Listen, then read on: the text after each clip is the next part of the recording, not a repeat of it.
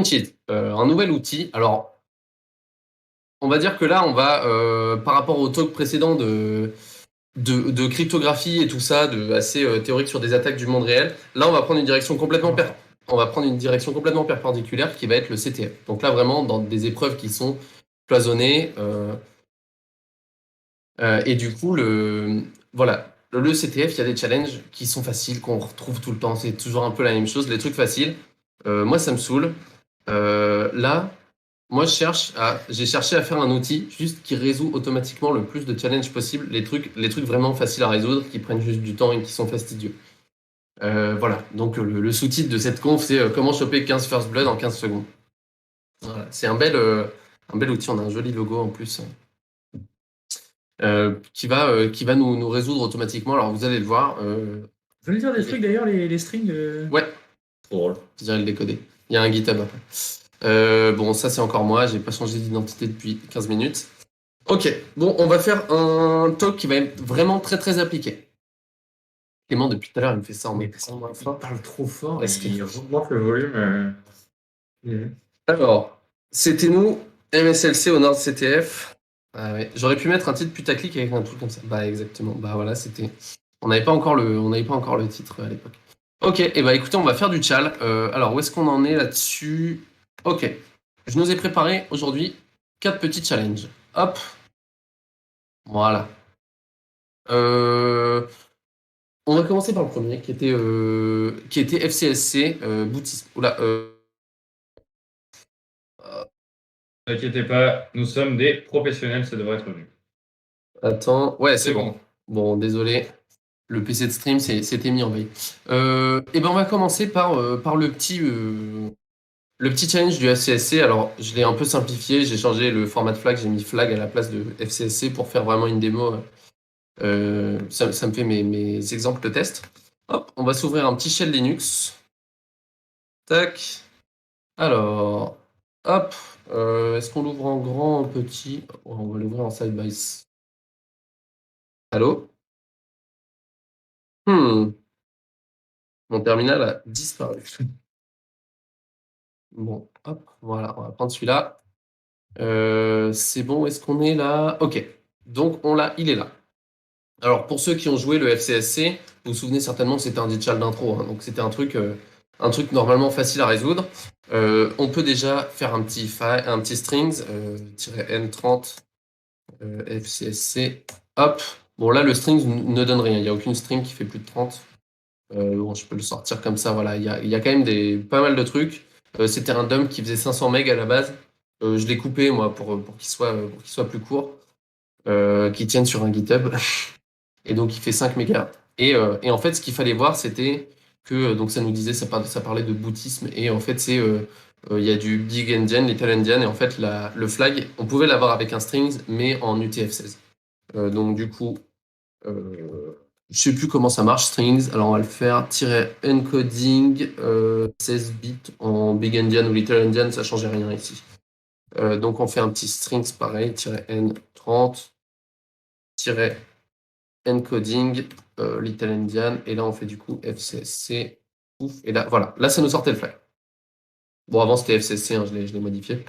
Donc voilà, bon c'est un chal finalement très simple. Il fallait juste voir le truc, voir l'astuce, comprendre un peu l'indice, savoir comment la donnée était encodée. C'était un fichier qui était supprimé, donc moi ce que j'ai fait, je l'ai chargé dans Autopsy. J'ai extrait, j'ai trouvé les fichiers supprimés. Il y en avait un qui avait une string comme ça, parce que il a réussi automatiquement à capter que c'était de l'UTF-16. Mais voilà, c'est un truc qui prend un quart d'heure et qui est hyper chiant. Deuxième challenge. Alors, image comme exemple. Oh, celui-là, voilà, c'est une image. Bon, je mets aussi les. Désolé, hein, je spoil un peu dans les titres, mais c'est les démos du repo. Voilà, c'est juste un screenshot de Wikipédia XOR Cypher. Bon, là, ça nous dit du coup certainement qu'il doit y avoir du XOR quelque part là-dedans, qu'il va y avoir une donnée cachée, qu'il va falloir la XORer. Alors, ce qu'on peut faire, c'est on peut faire un petit strings. Tac, tac, tac, image comme XOR. Pareil, on va faire un petit -n20 pour avoir que des strings plus courtes. Bon, là, il n'y a rien, il y a des dates de création. C'était avant-hier. Hop, on va prendre toutes les strings. Bon, on voit qu'il y a du DDDDD, etc. Bon, ça, c'est vraiment juste des artefacts de la compression du PNG. il n'y a rien. On voit par contre qu'il y a un text comment. Donc ça peut être potentiellement utile. Ce qu'on peut faire, du coup, on peut aller essayer de le voir. Alors, il y a plein de techniques, mais déjà, ce qu'on peut faire, c'est là le text comment. Si c'était un flag, on le verrait direct là dans le string. Et là, c'est pas le cas. Donc, ce qu'on peut faire, c'est là, on voit qu'il est vers la fin, hein, il est dans la toute fin. Du coup, on va faire un petit tac tac tac. XXD, je l'appelais comment, Xor? PNG, image, pipe, on va faire un tag. Voilà. Ici, on a un create, on a un comment. Oh, bah, il est juste là, il commence là. Hop. Voilà. On a donc le xdump de la fin de notre fichier. Ici, on a le text comment qui est là. Hop. Ensuite, il est suivi de plein de données, mais c'est des caractères non imprimables, on le voit. Donc là, on se dit, bah, potentiellement, c'est ça qu'il faut décoder.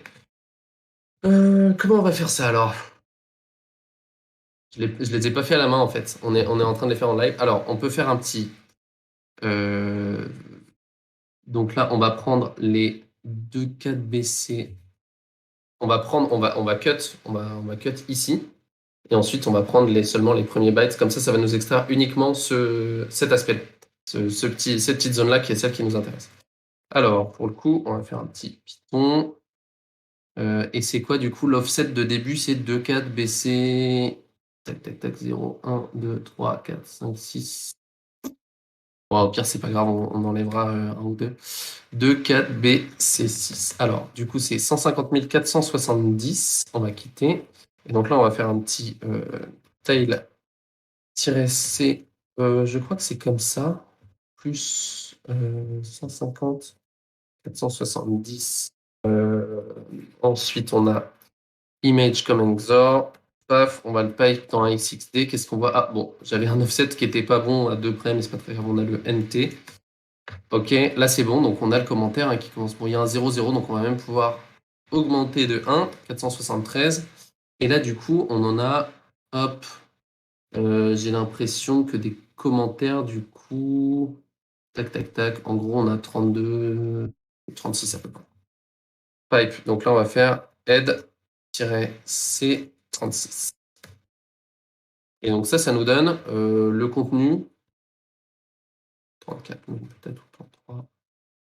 C'est pas très grave. De toute façon, on va XORer tout ça après. Donc là, il faut trouver la clé du XOR.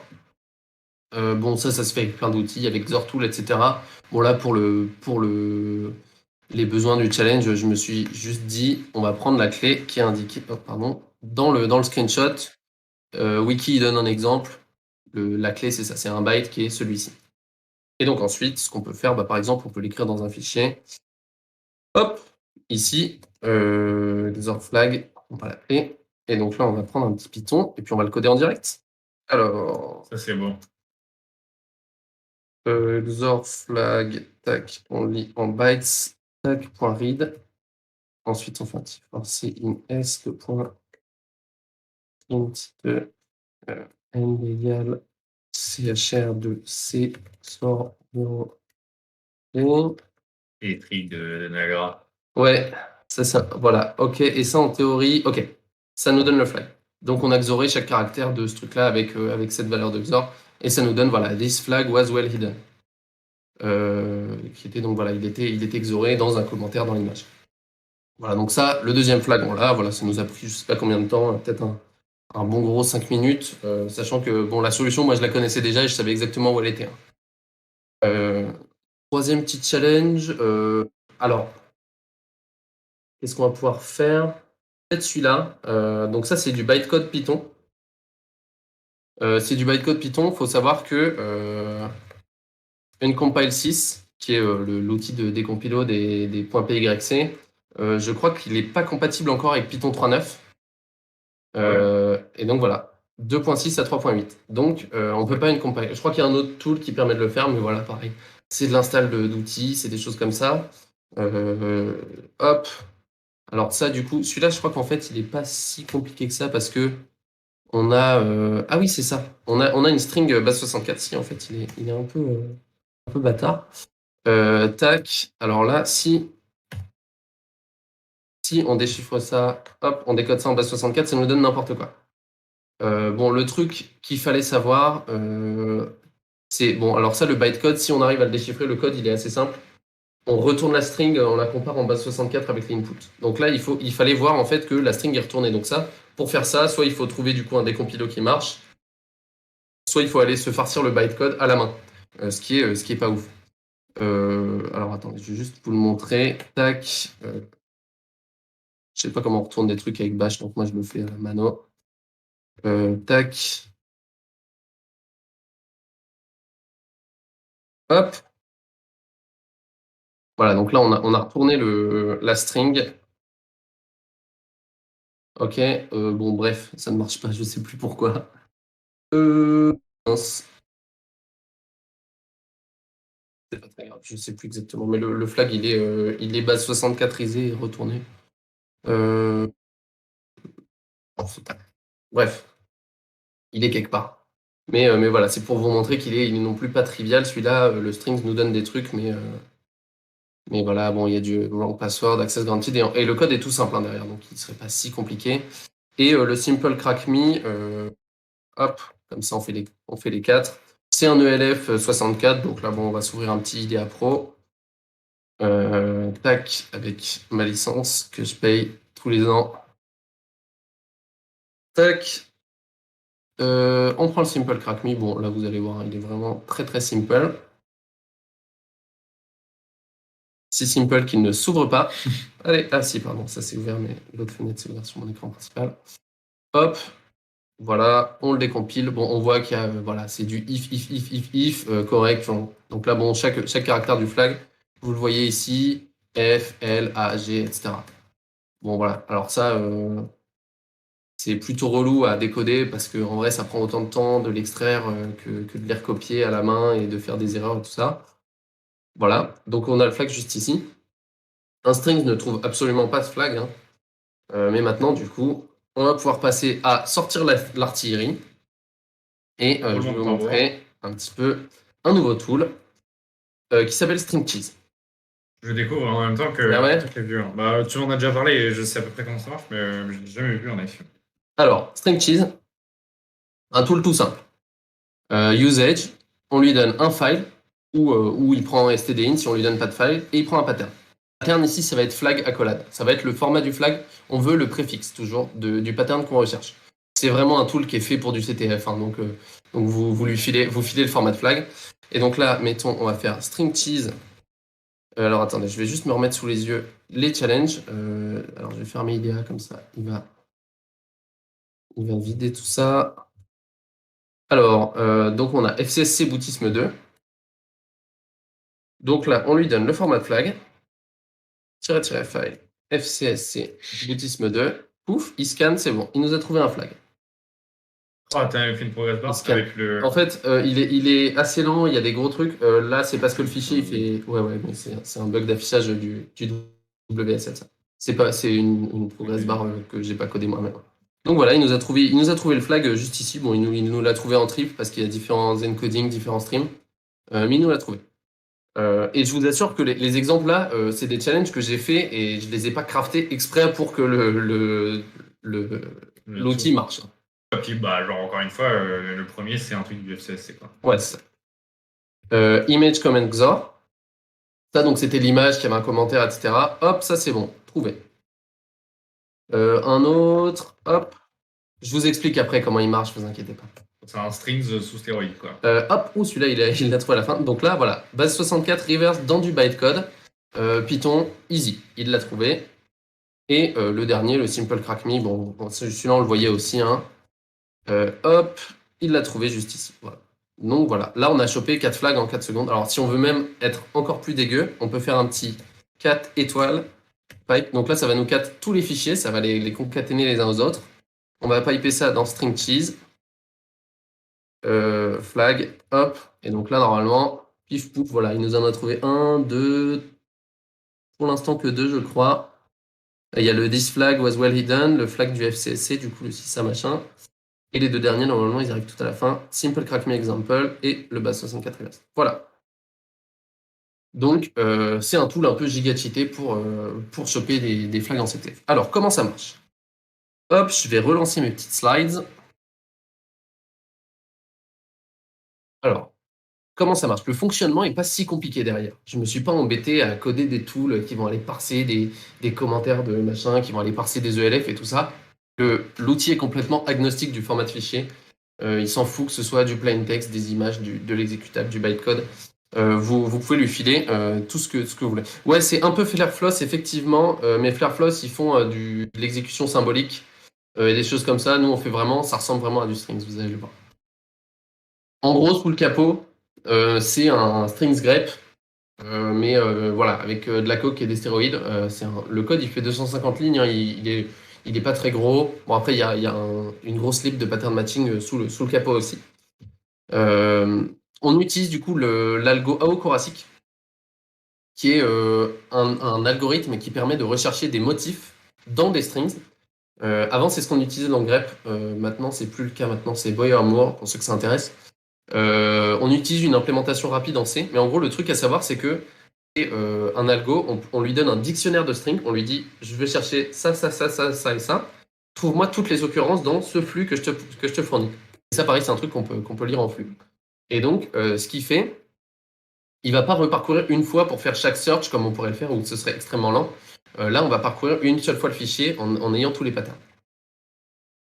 Comment il marche? Alors, sous le capot, c'est exactement comme ça qu'il marche. On a des générateurs de flux, des encodeurs, l'algo aocorasic qui est le cœur de notre truc, et ensuite un décodeur de flag, de match. Alors, les patterns, en fait, on va chercher à avoir plein d'encodeurs et de décodeurs différents, donc un peu de codec. Donc, on a par exemple le flag déjà en plain text. On prend juste le pattern qu'on cherche, hein, pas le flag en entier. Du coup, le pattern, là, on va l'encoder de différentes manières. En base 64, on prend aussi le préfixe. Ça, c'est du ROT 13, du ROT je sais pas quoi, du binaire, de l'hexa.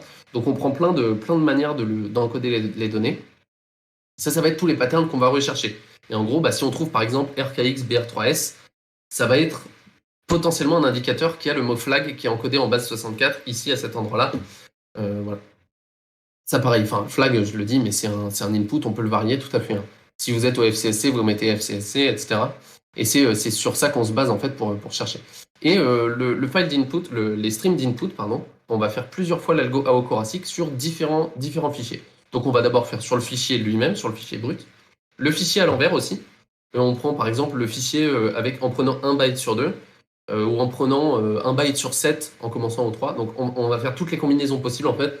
Donc on va prendre 1 byte sur 2, puis l'autre byte sur 2 pour voir s'il y a des choses, etc. Donc ça va nous donner, par exemple, ça va nous trouver le TF16, des choses comme ça. Pourquoi 3.7 Enfin là c'est juste un exemple. Et c'est ça en fait, c'est la progress bar que vous voyez, c'est là, il y en a 529. Et il y a 529 streams différents. Et ça correspond en fait au fichier retourné, et après c'est que des fichiers avec des jumps de 2, 3, 4 jusqu'à 32, je crois. C'est pour ça qu'il est un peu lent sur des gros fichiers, mais on peut tout à fait l'accélérer en réduisant cette barre-là. Pardon, c'était un truc que tu vas présenter après. Mais... Dès qu'il trouve un match, du coup, donc là, il a trouvé RKX, BR3S, machin. Donc là, alors d'ailleurs, du coup, le préfixe de flag, ça doit être juste BR3, en fait, pardon. Que là, il y a un T. Hop, donc ce qu'il fait ensuite, il va extraire les 2000 bytes qui suivent pour être sûr d'avoir le fichier en entier. Et ensuite, il sait qu'en gros, ça correspond au pattern base 64. Donc il va aller chercher dans son dictionnaire de décodeur le décodeur base 64. Il va essayer de décoder ça. Alors pareil, le décodeur, là, il va essayer toutes les tailles différentes en réduisant de plus en plus jusqu'à trouver un offset qui marche. Et ensuite, il va printer le flag en s'arrêtant à la première accolade fermante ou au premier caractère non imprimable. Et voilà. Et donc, il print comme ça. Donc, finalement, il est assez tout con, mais il permet de résoudre plein de trucs. Parce qu'on peut détecter n'importe quel encodage, donc un encodage implémenté. Hein, là, pour l'instant, j'ai dû encoder 5 ou 6 avec toutes leurs variantes, y compris le XOR que vous avez vu, par exemple.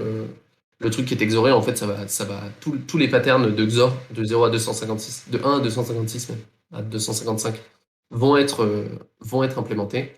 Et il faut juste qu'il y ait un espacement régulier dans le fichier, ou alors que ce soit à l'envers. Par exemple, là, dans le crackmic que je vous ai montré, en fait, pourquoi ça marche, c'est juste qu'en fait, c'est un pattern qui se répète de manière extrêmement répétée comme ça, régulière.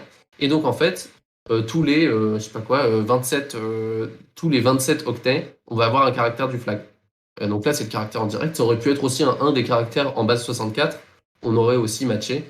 Donc c'est n'importe quel encodage avec n'importe quel espacement régulier.